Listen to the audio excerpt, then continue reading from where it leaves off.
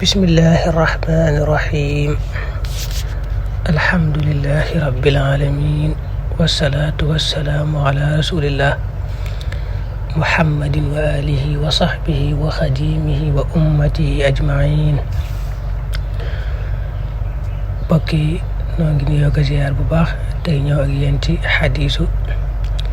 fukkeel ak juróom-ñaar.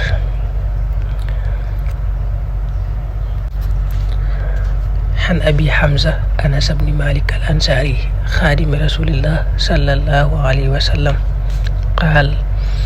قال رسول الله صلى الله عليه وسلم لله يالا أفرح مو gëna bég bi tawbati abdihi ci tuubu jaamam ba min ahadikum ci kenn ci yéen saqata rotoon na ala bahirihi ca gileemam ga waqad adallahu te réeral da ko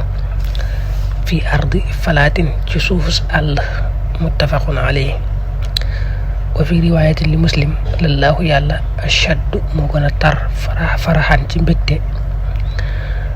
bi tawbati xabdihi ci tuubu jaamam ba xiina ya tuubu waxtu muy tuub ilayhi jëm ci moom min ahadikum ci kenn ci yéen kaana nekkoon na xalaa raxilati ci raxlaam nga bi ardi falaatin ci suufus àll fan falatat te rëcc minhu ci moom wa alayha te nekkoon na ci kawam taamuhu aw ñamam wa sharaabuhu ak naanam nga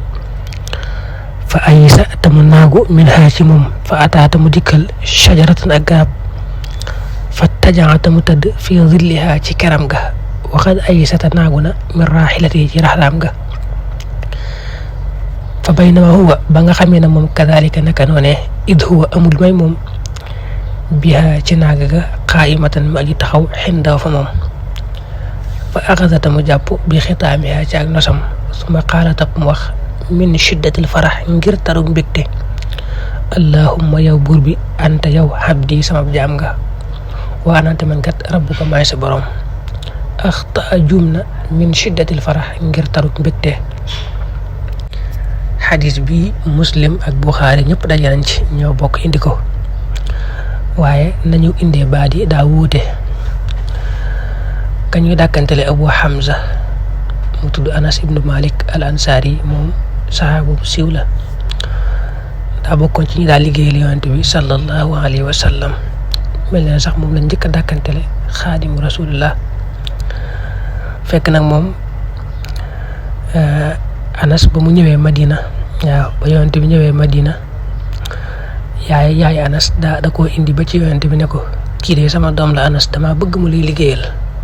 yonent bi nangul ko loolu Anas mi mujj bokk ci ñuy liggéeyal yonent bi.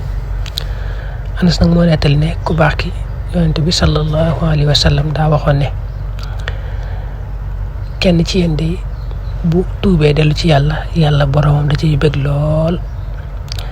daa cee indi misaal mu leer misaal mu yéeme fekk nag suñu borom bëgg gi mu ciy bëgg du bëgg ne bu jaam bi tuubee day am lu muy aajoo ci moom baa mu am lu mu koy dolli baa dara bëggu ko baax rek la ku bari yërmande ku yërëm ay jaamam. mu ne kon kenn ci yéen daal bu nekkee ci ak njumte ak i bàkkaar bay tuub bëgg dellu ci yàlla da ciy bëgg ba mooy raw sax koo xam ne daa demoon ci ab àll bu sori àll boo xam ne kenn nekku fa amul lu mu fa dunde amul lu mu fa naane xanaa kay la mu waroon a dunde war koo lekk war caa naan ma nga woon ca gileem gu mu yoroon. bu ma dee ba ci àll ba nag gileem ga daal koy rëcc daw xamatul fu mu dem mu wër a ba sonn gisu ko amul kenn ku ko dimbali foofu gisul kenn nga xam ne moom dem na ba jàpp ne moom mënut a dundati daa dem ba ci ak garab mu tëdd fa di xaar faatu. ba mu tëddee noonu rek faat gileem gi ñëw ba agsi ci moom mu daal jàpp na su ki xam kooku moom day bëgg lool. mbég mu ëpp mi daa tax sax mu ne daa bëggoon a wax ne suñu borom yow day yaay saa borom man may sab jaam nga defal ma lu rëy lii daal di juum ba wax ne suñu borom